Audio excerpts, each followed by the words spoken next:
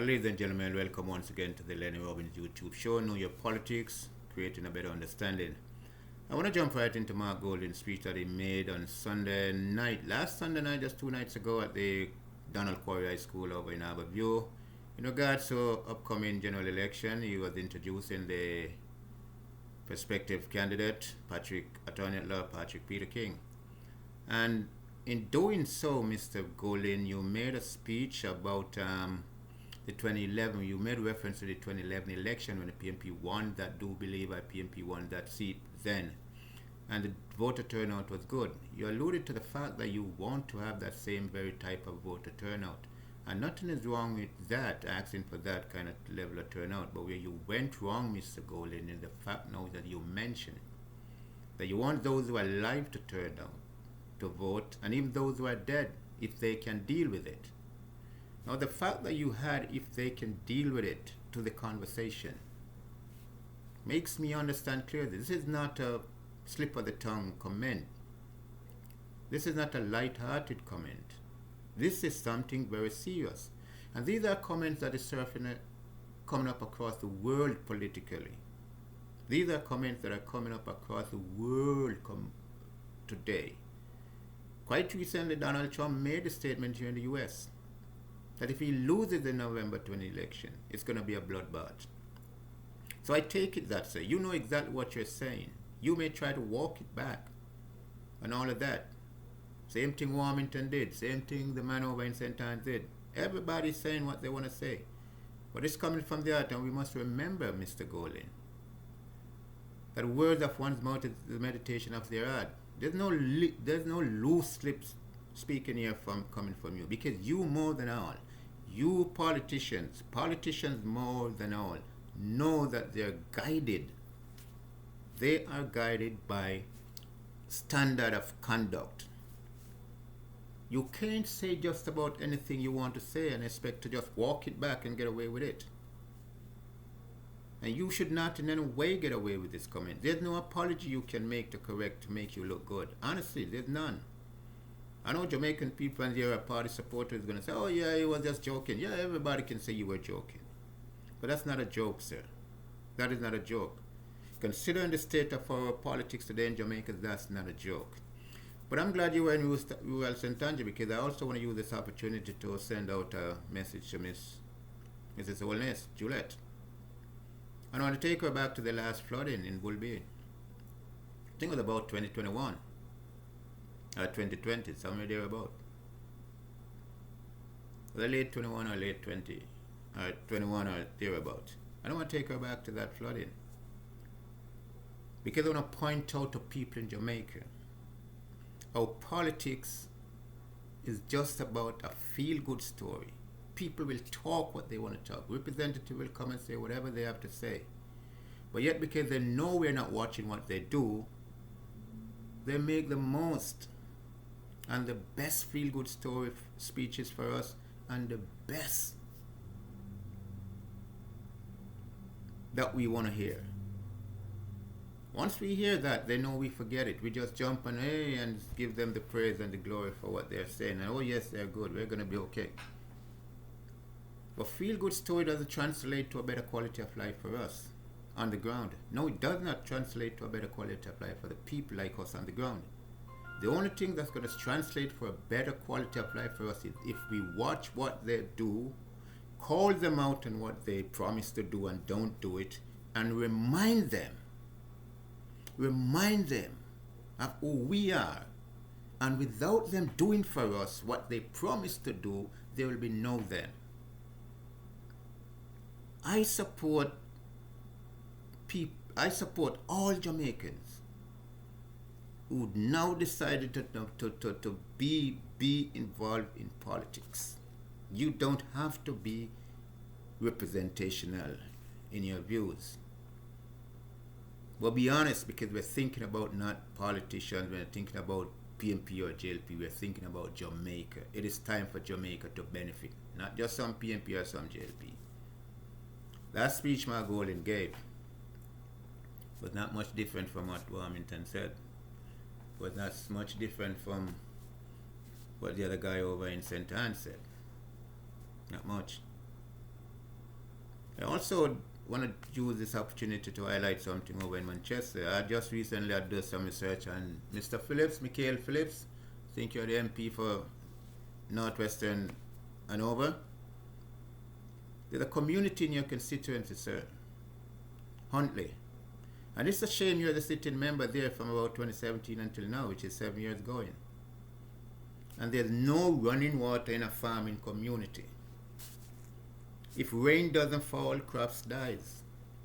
Then ask yourself the question, when people crop burned and dies out, where do they get the money from to buy water to even supply their domestic needs and uses? It's a goddamn shame, mister. I have a couple of numbers that I picked from the online for you. I hope those numbers working, because I really love to have a talk with you to hear what plans you have in place as a sitting member of parliament for the constituency. Because this is what we're trying to get at. We're trying to get at politicians and get to everybody. I'd love to have a talk with all the representatives across the country on a daily basis. What is your plans? What plans do you have for making the people's lives better? And we're not only just talking about word amount plans. We need evidence-based plans. We need evidence-based proof that this is what is going to do. We are going to bring water to Huntley. For example, we're going to bring water to Huntley, the community of Huntley. And such a day the plan will start. And such a time. It will cost this. This is how it's going to benefit the community. These are things we want to get at. This is what I like to talk to you about, Mr. Phillips.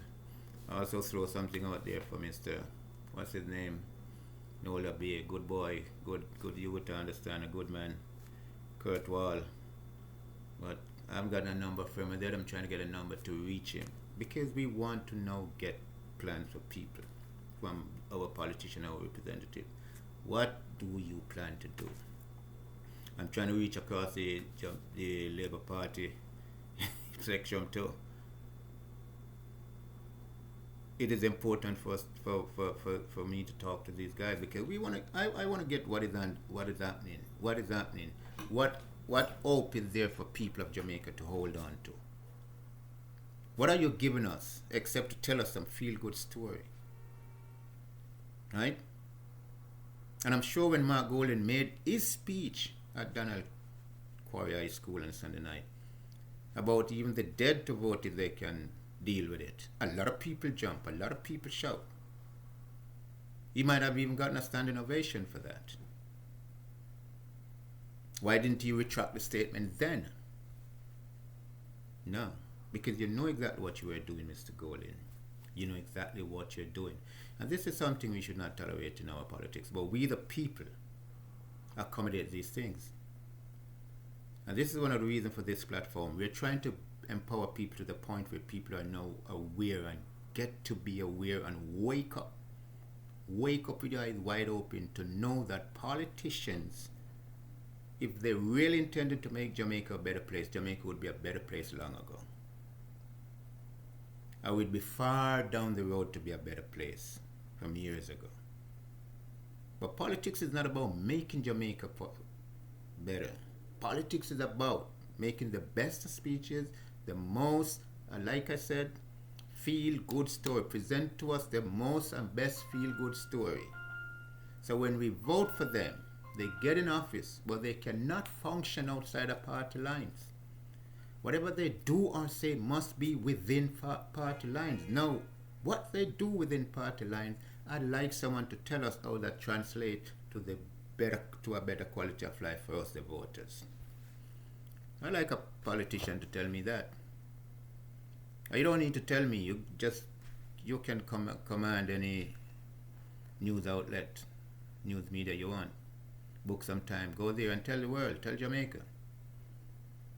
Because whatever they say or do has got to happen within party line. Both sides of the fence. This is not a JLP or PNP thing. That's how JLP operate. That's how PNP operate.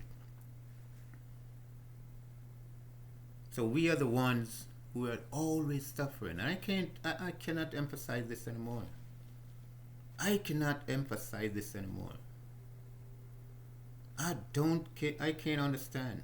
Why would it take us so long to wake up to realize that politics is not the thing that's gonna help us.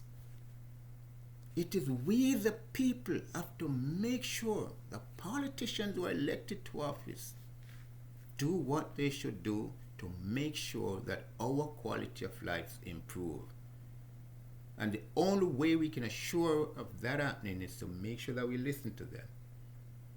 Take notes of what they're saying and do a follow-up, because we're gonna track what they do and what you do, Mr. Politician, both from the PNP government and the ruling Jamaica Labour Party. Like I said, ladies and gentlemen, this platform is not about politics. It's not about PNP or JLP. It's all about the politics of the day. And it's all about our involvement as people. We need to get involved. We need to be not only just voters. We don't need to be useful idiots in this cycle of voting and the cycle of party-to-party governance. We don't need to be useful idiots in that. We need to be beneficiaries of this cycle. The time has come. We cannot continue to allow ourselves to be strung along by these sweet-talking people. It is not. Mr. Golden, you are vying for the people. You are the leader of the People's National Party, and you are vying for the prime ministership in the next election. My gut feelings tells me you're going to get there. From the temperature check that I have of Jamaica, my gut feeling tells me you're going to get there. And I hope you have the answers when you get there, sir.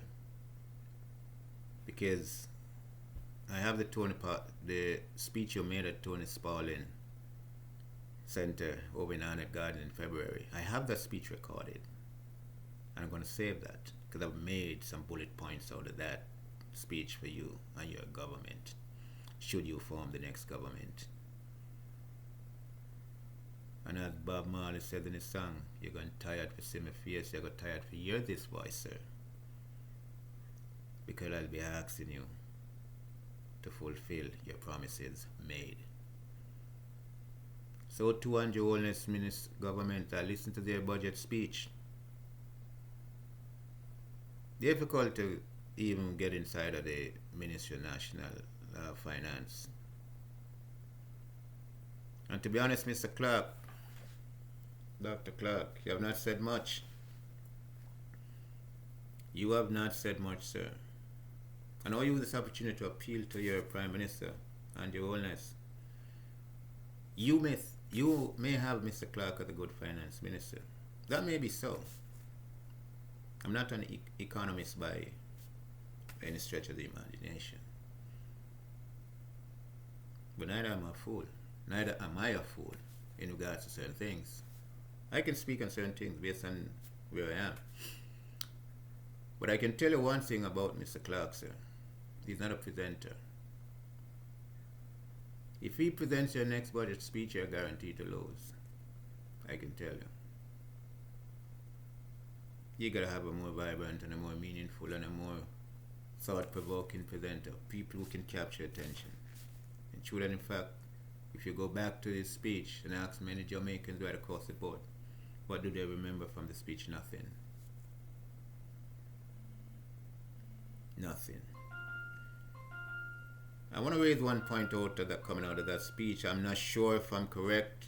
I stand to be corrected. If so, was alluding to something about salary and compounding salary into one thing. I mean, moving people's bonus and, you know, other incentives that you get and roll that into one thing.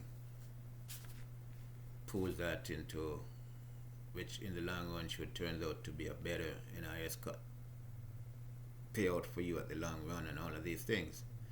And I think that kind of makes sense, yes. But it tells me that the government wants money, also needs money, because if you're doing that, it means you can't raise taxes no more. You can't raise the price of goods. You can't raise the price of certain things. You understand? You can't raise your price of user fees. You can't do these things. You're cutting bus fares. So if you cut bus fare, you can't raise these prices to make money. You can't raise prices to make this money, because you'll be cutting your own self. Because then you'd have a two-edged sword working with, so you're going to cut yourself eventually. But I didn't hear anything from Mr. Clark is that, well, like I said, I assume the government is going to needs money, so the government wants to collect more taxes. Cause when you roll everything into full salary, then you know there is more taxes to pay for that. So the government gets more money over time. Well, that's a great trick. Great way to go. But here's what I didn't mention. I'm going to use myself for example, sir. Let us say I'm working with the government, I'm working there in Jamaica, and I'm working and I have another 15, 20 years to work.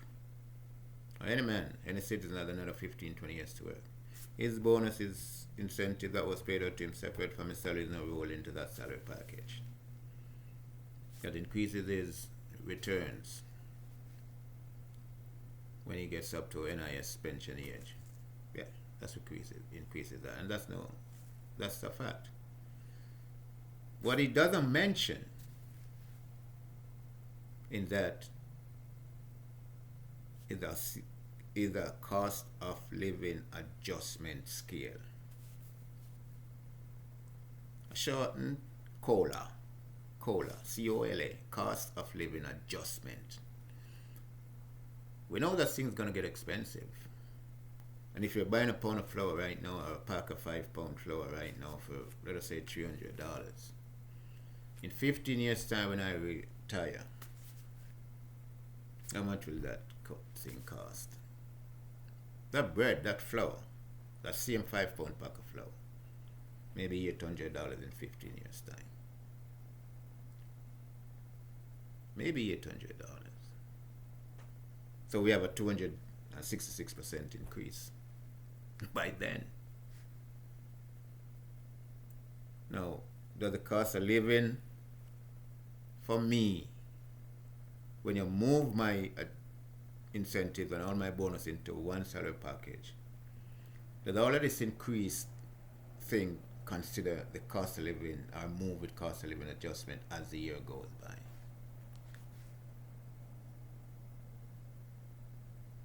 Does the NIS pension, the NIS payout absorb or move along or increase this at the same rate as the cost of living? Let me ask it that way. Now, these are critical questions you didn't spell out, Mr. Clark. Like I said, I'm not sure if that's what you intended to say. I'm not sure, but I kind of picked that up in a sense. If I'm wrong, I stand to be corrected here, sir. And if you want the opportunity to rehash that, that's fine. But I'm saying it because I want Jamaica to realize that you not only look at what politicians do or listen to what you say, we have to look at what you do and think carefully of what they're saying, because that's the only way we can hold them accountable for what they do and how we are affected in life by what they do. Ladies and gentlemen, once again, I want to use this opportunity to welcome you to the Lennie Robbins YouTube channel. Know Your Politics at LennieRobbins92. You're creating a better understanding for all Jamaicans. I try to keep this as simple as possible. I don't want to get into big words that's discombobulate people thinking. We just want to keep it simple so everyone walking the streets of Jamaica, if you ever hear this posting or listen to this post, you can understand what is being said here. This is not about me, this is not about PNP or JLP, this is about all Jamaicans. And we need to now start to take this serious. It is important, it's critical that we take it serious. Mrs. Juliet Wellness for that matter, I have a video coming up about that flood thing in Bull Bay. I was standing right there watching you. When you visited the area. And I take my notes. And I'm going to hold you now to your promise, because that is a couple of years now. It is a couple of years. And you're going to be surprised to learn something, Mrs. Wellness, as a sitting MP for that era. You're going to be surprised to learn a few things about your visit to that flood prone or flood at the time. Also, secondly, I'm going to try and reach out to Mr. Phillips, sitting MP for Northwestern Manchester, and see and find out from him if he recognizes how bad that water situation is in the community around. Because maybe he doesn't even know. Maybe as a politician, he doesn't even know how bad it is. Maybe he doesn't know that right now farmers are suffering. Their potatoes are burning up in the ground, and there's nothing they can do. Potatoes are not fully ready, but they're burning up because there's no water and water for months. For weeks into months now, there's no water. The little water they have is for domestic use. They can't use that to water the plant, their farm. What do you expect people to survive? There's not even roads in Huntley. And I understand, sir, there's a factory there that these people could go to the factory and sell their produce, but the factory has been closed. This is not the program for it, sir, but just to give a synopsis. I understand that a gentleman by the name of Damien Young is trying to do something, but everything has been done to prevent him from accommodating citizens in that community, because it's a PMP stronghold and everything has been done to have it remain as PMP stronghold. Nothing is done to make it, the community, a better place for people to live, but everything is done to make it a PMP stronghold. Just the same thing with JLP. They do the same thing too. So we're not condemning you, Mr. Phillips. Just want some answers. Ladies and gentlemen, once again, welcome to the Lennie Robbins YouTube show. I take the opportunity to bring these synopsis to you as quickly as I can, and as often as I can, and as clearly as I can.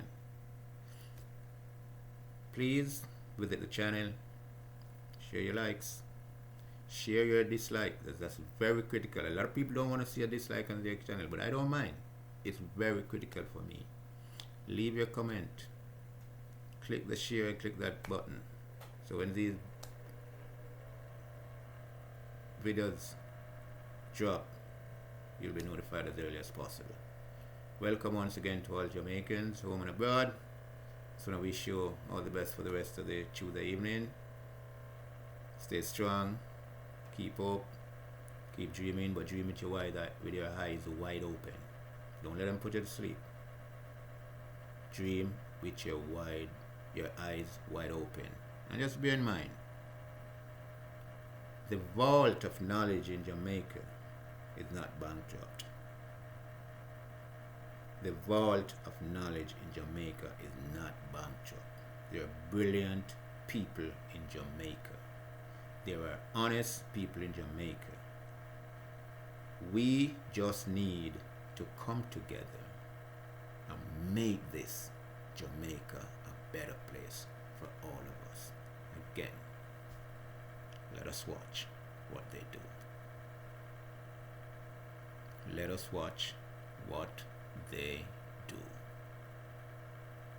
Watch what they do.